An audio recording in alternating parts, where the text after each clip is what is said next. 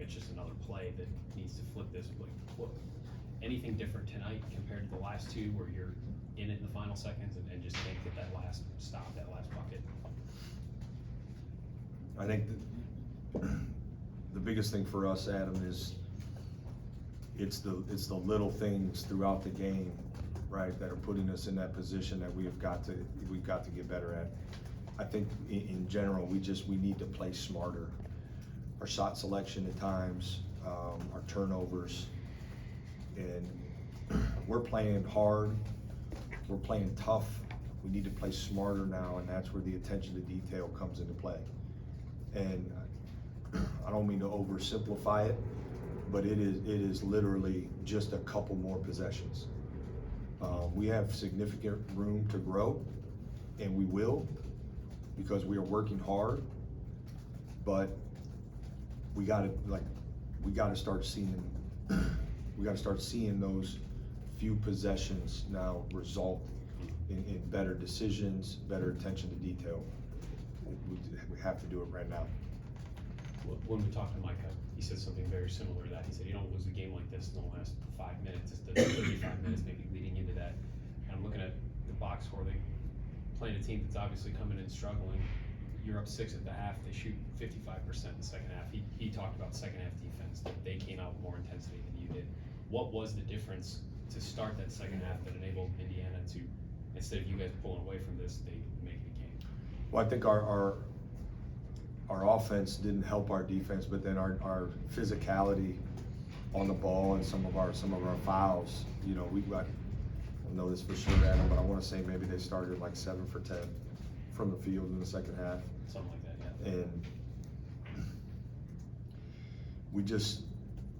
I don't think we had the same urgency we had, and this is now multiple times, but we've had opportunities to push a lead, and we're not doing that like we need to, especially here at home.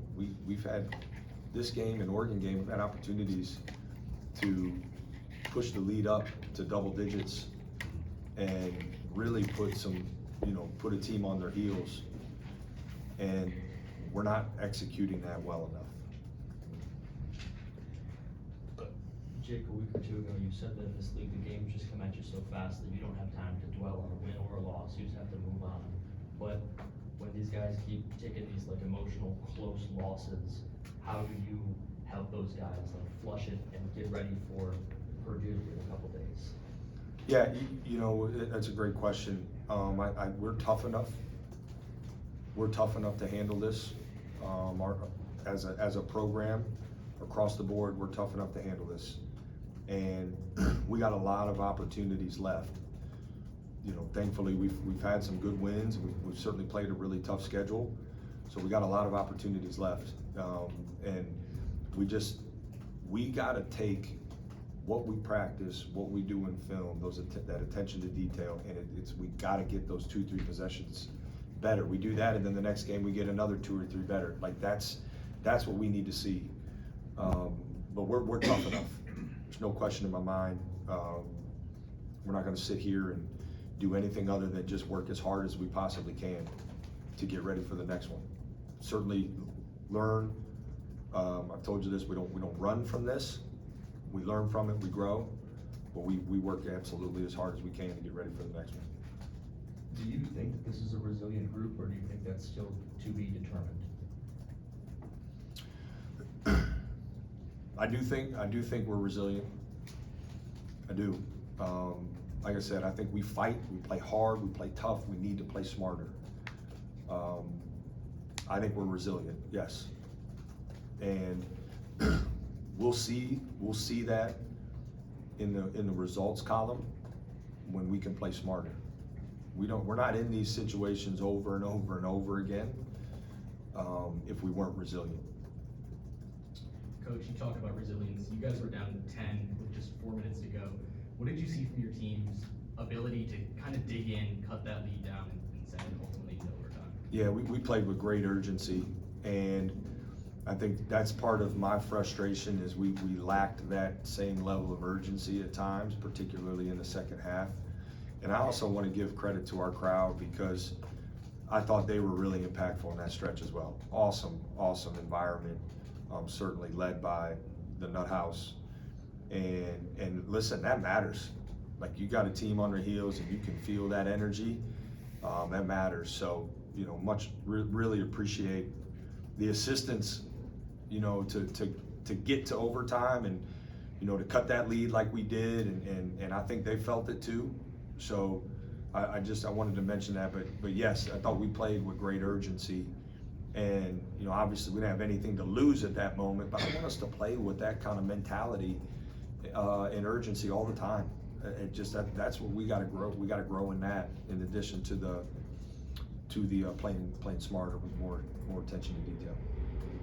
Coach, it hurts not having Devin in a big time conference game like this, but speak to Junie and Micah's impact on the offensive side today. Yeah, you know, I've really challenged some guys to step up and listen. Junie's a really good player, and, you know, it's hard for first year players, especially in this conference, when, you know, every single night, like, he's up towards the top of the scouting report, so he's getting, you know, a kind of a level of attention that, you know, would challenge any freshman. But he's built for it. I believe that. That's why we've, you know, kept encouraging him.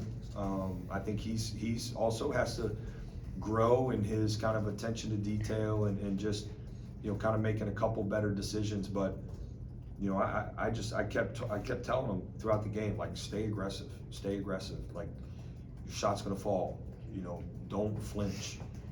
Like, you're not wired that way, I'm not wired that way, so, like, let's go out and keep swinging. So I think, you know, for him, for a young player, he's done some really good things. This experience for him is gonna really serve him well, and I think you'll see it in a couple of just decisions, you know, throughout the court. He makes a couple kind of better decisions because he's a complete player. He's not just a shooter, he's a complete player. He keeps making those decisions a little bit better. It'll really help him and us. Stay in back row, George. Coach, a lot more teams in the Big Ten now. How do you see the race going forward with all the teams in the Big Ten now? Yeah, I think, you know, every team in this league, you're fighting for some momentum because every game is really tough, and that's, you know, we're fighting to get some momentum. And once you do that, you know, then you can go on a run. I think that's an important part. But every game is really challenging. It's all challenging, you know, and we embrace that. We embrace that part of it. You know, I think I know we're at Purdue next, and that's obviously one of the best college basketball environments in the country. With you know, Coach Painter's done an unbelievable job there. We got to get ready for that one. We got to get ready for the next one, and all of them are, at this point, are equally important. So we got to get some momentum here.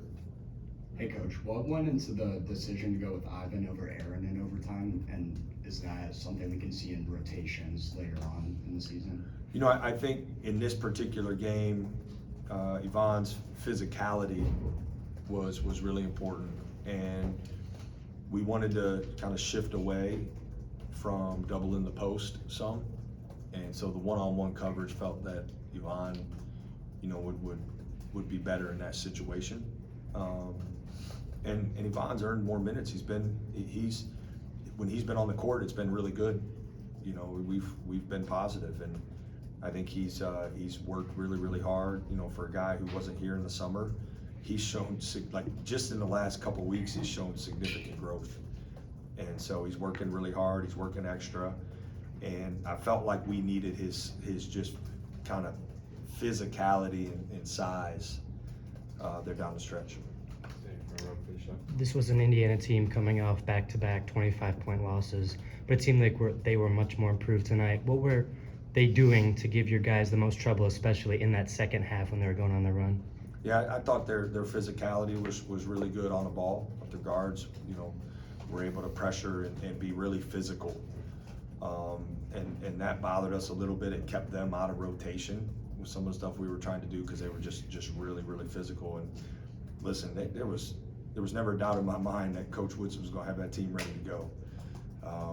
And you know, they were certainly ready to go. It was, you know, this was like a Big Ten battle. No one was gonna You know, there was no laying down, there was no like taking it, like both teams were fighting and swinging, and you know, they made a couple more plays, whether it's a shot or an offensive rebound, and than we were able to do, and that ultimately was the difference. Go ahead, it's fine, yep. The impact of not having Devin Royal, a guy that you've been able to go to inside at times, and when you're playing a team that's as physical and as big as Indiana, that seemed like it was impactful in this game. How did that impact your plan, and how is he doing? Yeah, you know, we found out kind of earlier today that Devin wasn't going to go, and it was, you know, we had to certainly make some adjustments on the fly. But again, I think this speaks to the resiliency and the toughness of this group. I thought we missed him on the glass. Adam, he's been a really good rebounder for us, defensive rebounder, offensive rebounder. His physicality, and I also felt like with, you know, this was a game where he wasn't gonna see some of the size he had seen in previous games, and that was gonna, you know, we were really planning on that being an advantage for us. But you know, we had to make some adjustments there, kind of last minute, and listen, I thought our guys did a great job with that. What's his status look like going forward? Is this something that you could keep him out for a while, or how is he doing? Yeah, I don't know. I don't know. It's a little early. He practiced the day before, and yeah, I don't know, Adam. To be honest with you, we'll keep getting him back. He's going to work hard to get back, and we got a great team that'll help him get back as quickly as possible. And you know he wanted to be out there, but as far as a timetable, I don't know. We'll ask him, George. Jake, Indiana coming off 2 25-point losses and all this stuff about getting rid of Michael Woodson and everything. You think maybe you caught Indiana at a bad time? Yeah, I don't know anything about that. I mean, I know the scores of their last couple games, but like I said, there was no question in my mind that we were going to see their best. We talked about that as a staff. I told our players, like, this Indiana team is going to come in here. They're going to play hard. They're going to play physical. They're going to play tough, and you know, we need to be the tougher, more physical team. And I thought for stretches for a lot of stretches we were, and then second half they got us there for a stretch. So yeah, there was never a question in my mind that they were going to come out here, and Coach Woodson, they've done a really good job this year. So we anticipated getting their best. Coach, thanks.